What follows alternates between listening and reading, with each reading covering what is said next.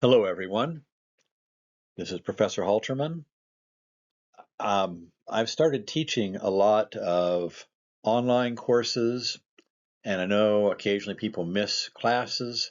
So I've decided to create some videos from some of my slides, which will allow you a chance to hear lectures. Again, if you're in my online course or if you miss a class. So that's what I'm doing here today. For me, AI is one of the most important things we're going to be discussing and learning about in this class. Later in the semester, we'll have a whole unit on it. But really, AI is just something a skill we all need to develop, we all need to be discussing about. So we're going to have multiple discussions about AI throughout the semester. So today, I'd like to address one topic, a little disclaimer or at the beginning. This is recorded in January of 2026. If you're listening to it now, great. But if you're listening to it 6 months or a year or even 18 months from now, it could easily be out of date. I'll have to remember to perhaps delete it. But things are changing so fast in this space. Who knows what will have happened then? What I was doing last semester in AI is now different this semester. But I'd like to kind of talk about a couple of topics, and so away we go. First up, I'd like you to take a look at this question and stop and reflect. So it says, here's a question. I said, I'm thinking about removing all restrictions on AI use this semester. Students can use AI anytime for anything. That would include you could use it on exams. So AI could take your exam. You could use AI for all of your homework. Anything you want to do, it's up to you. The decision is yours. AI could completely take this class for you if you wanted it to. What do you think?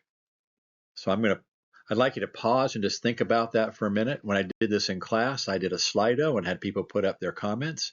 But just stop the video and think about this for a minute. Maybe write down a few thoughts before you move on. Okay? Hopefully you had a few seconds or minutes to think about this. I put interesting responses. I had some people in my classes who put like, yes, hooray, finally, whoopee.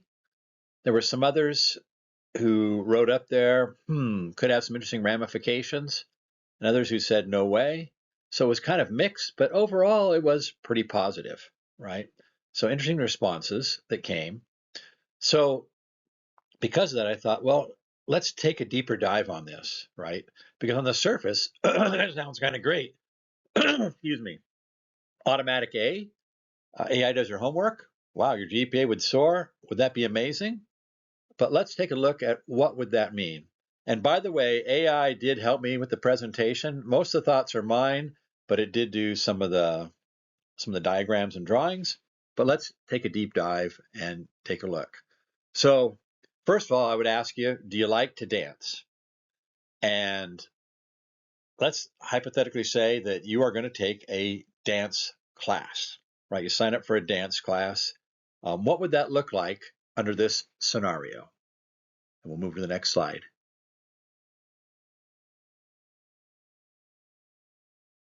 Well, there you go.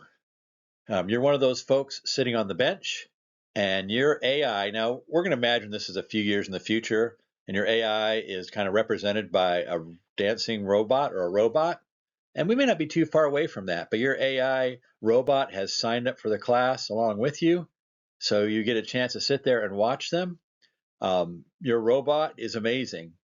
He or she can dance the hustle, can do line dancing. If you've heard of the TV show Dancing with the Stars, would dance even better than the people that are on Dancing with the Stars. Uh, Better than John Travolta, better than Fred Astaire, better than any dancer you can imagine. Has the moves, and you are just so proud of your AI, right? In fact, the teacher says, wow, you get an A plus in this class. I've never seen an AI robot dance like that. Boy, you're amazing. You get an A plus. What would you think about that? Would you want to be in a class, a dance class, where AI did all of the dancing for you?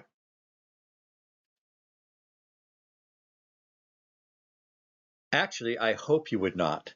And if you're here to discuss it, you might think, wow, why in the world did I spend money on that class just so my AI could learn to dance? A much better approach would be to have AI as your coach. So AI is still in the class with you, but you're doing the dancing, and AI is encouraging you or perhaps critiquing your dance moves and showing you, better technique. AI could be there, pushing you along, but AI could be your coach and your teacher. And at the end of the class, you'd be an amazing dancer, right? Obviously, I think a much better model than having AI do it for you.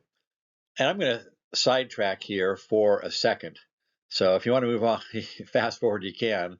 But one of the things I talk about in my class is that grades mean nothing. And you're going to say, well, what are you talking about? Grades mean nothing. Grades are how I get judged. Grades are how doors get opened up. Grades are how I get scholarship. And say, you know what? Grades mean nothing. Once you're out of college, nobody ever cares again about your GPA. All they care about is you and the skills that you have and the talents that you have. So if you go to college and you get straight A's because of AI, but you don't know how to communicate, you don't understand the basics of business, you don't have any talents out there, you are going to crash and burn. And so I hope you'll come to the point sometime in school, and I don't want to get in trouble for saying this, where you say, you know what, I'm not here for the grades. I'm here to learn the skills I need to be successful in my career and in life. And if I don't use AI and I get a B or a C, I'm much better off than if I have AI do everything for me and get an A in the class.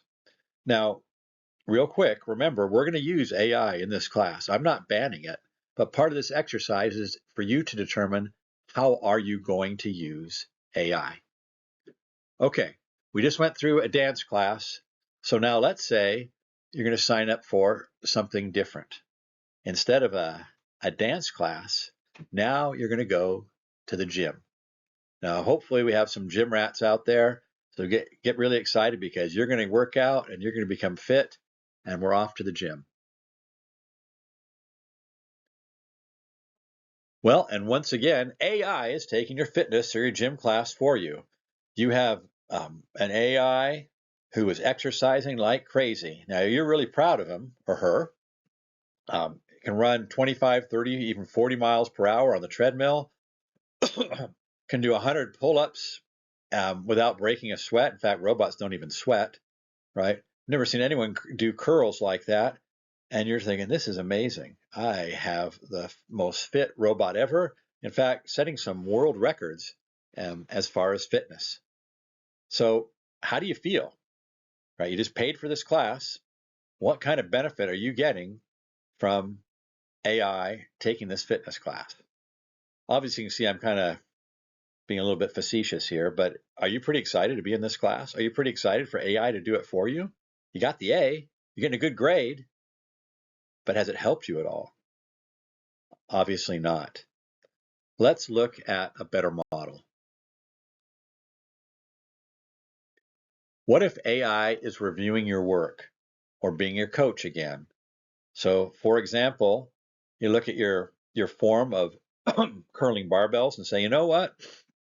You're using too much of your shoulders. You need to isolate that and use more of your bicep when you're doing curls. Or it's encouraging you, right? Saying, you know what? Um, you know, keep pushing. Exercise harder. Or maybe it teaches you about interval training, right? Saying, you know what? You're doing great on the treadmill, but let's go ahead and introduce an incline, and let's have you max out for 2 minutes on the treadmill, and then bring it back down. In other words, creating routines for you to do better and helping you to use the equipment better and teaching you and coaching you and guiding you along. That's a much better outcome. You have AI helping you, providing a benefit. I mean, you could even set them up, say, coach me as if you're Arnold Schwarzenegger, or coach me as if you're an Olympic coach, right? Tell it how to coach you and tell it what you're doing, and then it can use all of its information to be your coach. or to motivate you. A much better model than the other one. So let's take one more. You're probably getting the idea by now, but let's do one more. Hopefully we have some people out here who are musicians. In fact, perhaps guitar players. You're going to take a music class and learn about playing the guitar. Now, if you do play the guitar, I'd say, who's your hero? Is it Jimmy Clapton? Is it, not Jimmy, Eric Clapton, Jimmy Page? Who is it? Johnny Cash was in one of my classes. What are you going to do in this music class? So let's take a look. Well, here you go. Music performance, and the music is amazing. In fact, it sounds better than most other bands that are out there. Your AI can play like like Eric Clapton, like Jimmy Page, like Jeff Beck, like Johnny Cash, some of the great guitar players of all time. And not only that, can sing even better than them also. The music is amazing. And side note, we're going to cover this later in the semester. There are already AI recording artists that are charting. And I'm going to show you how to make some music that's pretty darn good. You can decide for yourself using AI. But is this what you want? Right? Your AI is developing all kinds of talents, and what are you doing? Right? Don't even get a chance to play. All right. What's a better model for this? You can probably guess. Let's take a look. Yeah, what if AI is sparking ideas for you, or again, teaching you, right? On the creative side, AI could help you, write some songs, give you some suggestions, give you suggestions for technique. Say, oh yeah, if you want to play like Eric Clapton, here's how you have to do your fingering on the guitar, right? In fact, you can even have AI take on the persona of Eric Clapton. Now, some of the things I'm talking about don't necessarily exist today, but they are going to exist in the next couple of years. And some of them are here today, but you can apply it to your life, which is you definitely should be using AI. Absolutely, you have to use AI. Why? Because your employers are requiring it, and those who use it get a competitive advantage. I think I've told you before. Well, you may not have heard it from me, but I hate AI. I absolutely hate AI. We'll go to the next slide or next thing, and I'll tell you why.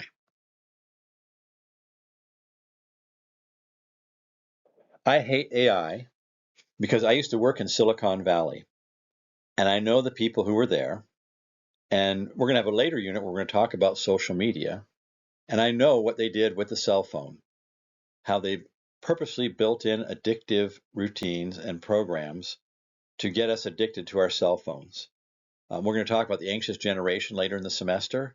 Just like people were addicted to cigarettes by the tobacco industry, the same thing has happened with our cell phones. And by the way, I do use a cell phone. I don't necessarily like it, but I use it a lot. I use it every day, probably like you guys do. But it's hard. AI, I hate it because I wish it wasn't here, but I have to deal with it. I use AI almost every day. I use it in my work, but I have to decide and be very careful what I let it do versus what I do.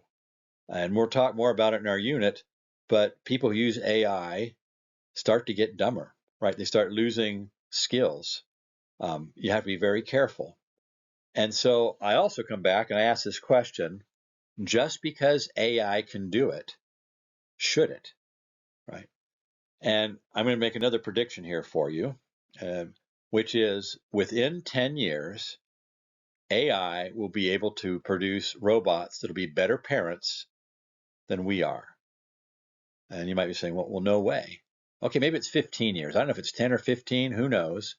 But someday you're going to say, Professor Halterman told me about this. There's going to be robots. They'll be strong, so they can protect your children. They will be intelligent, so they can teach your children like teachers. They'll change diapers. They'll be willing to get up in the middle of the night, 24 hours. They'll be programmed to be kind and nourishing. And I don't know what things they couldn't do that a parent couldn't do. So the question is, should you let a robot raise your child 10 years from now because it can? And my resounding answer, my answer to that is absolutely not.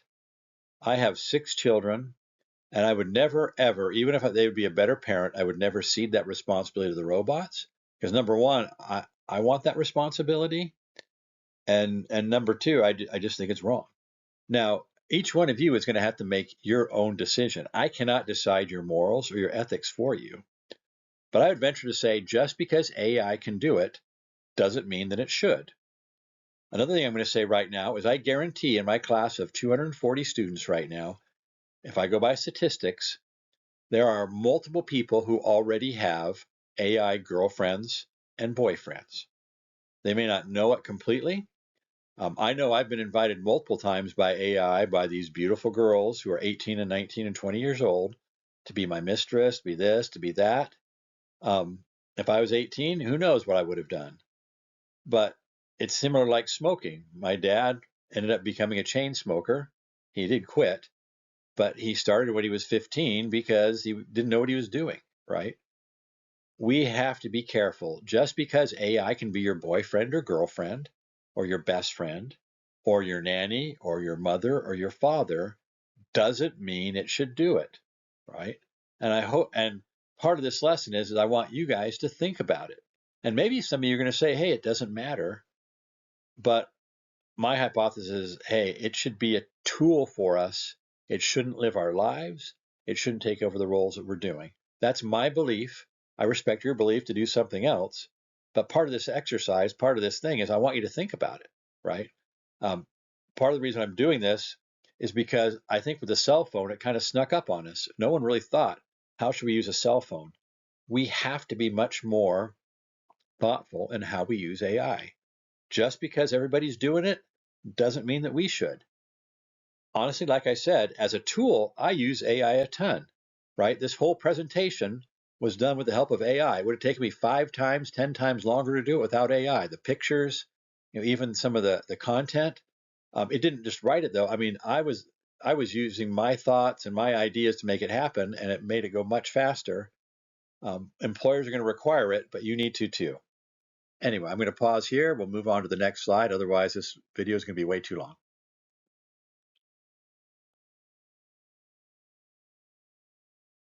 Okay, then, how should we use AI?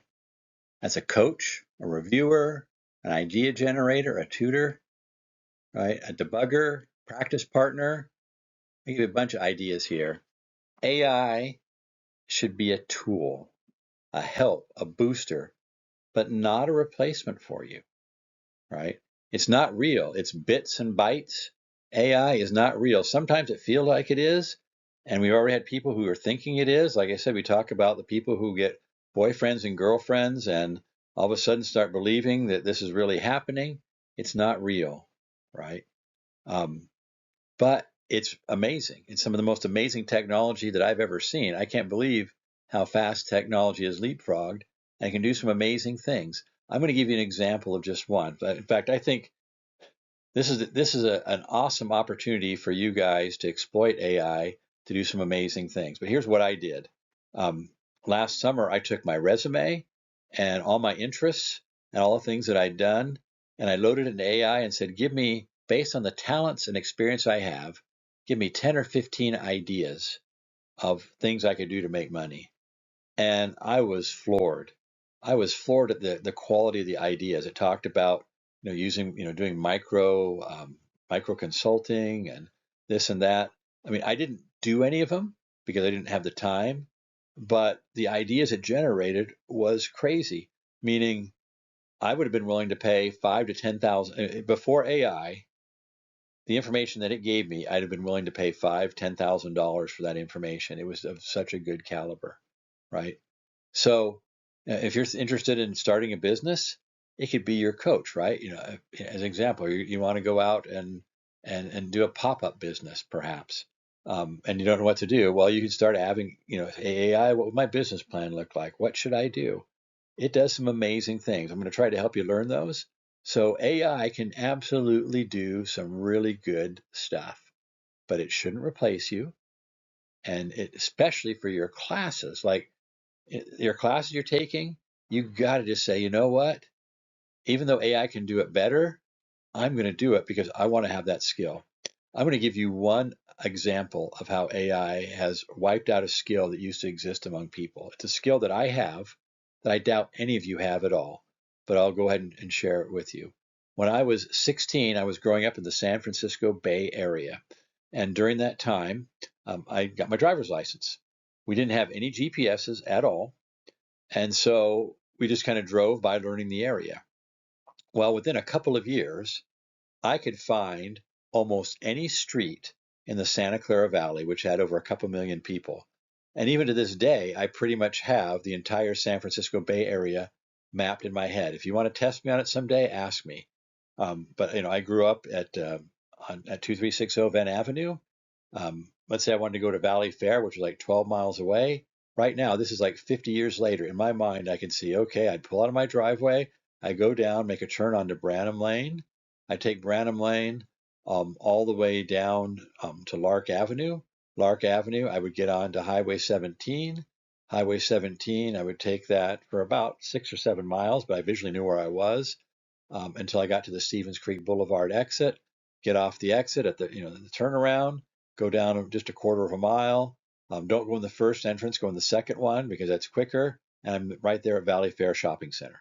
Anyway, you see the illustration, right?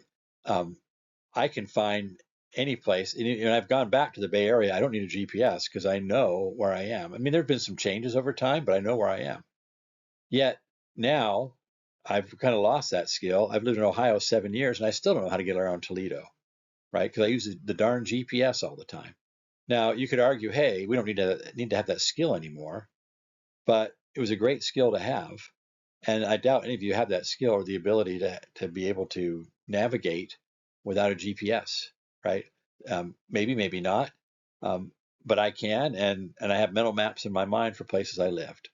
Anyway, I'm just saying is that as we let AI do more for us, those skills will be lost. If AI starts performing music for us, guess what?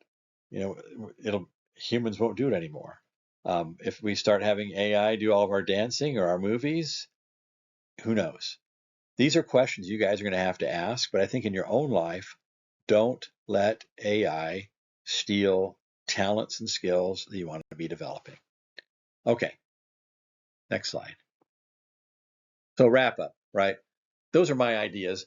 Please, please, please, don't think, I know I was lecturing to you, but you have the right to believe what you want to believe. The reason I'm doing this exercise, the reason that I want you to do this is because I want you to think about it. Now, there's an exercise posted that's going to probably change from class to class. I think one's a discussion board, one's something else. But what I really ask you to do is just reflect, right? I know you don't know a lot about it yet. We're going to hit the unit later on. There'll be more of this. But how are you going to let AI help you and not hurt you, right? Don't fall victim to letting it do your homework. Don't let it do things you can do, but learn how to use it as a tool. You can act and not be acted upon. You'll be glad you did. So anyway, thanks for listening, and we'll be talking to you later. Bye now.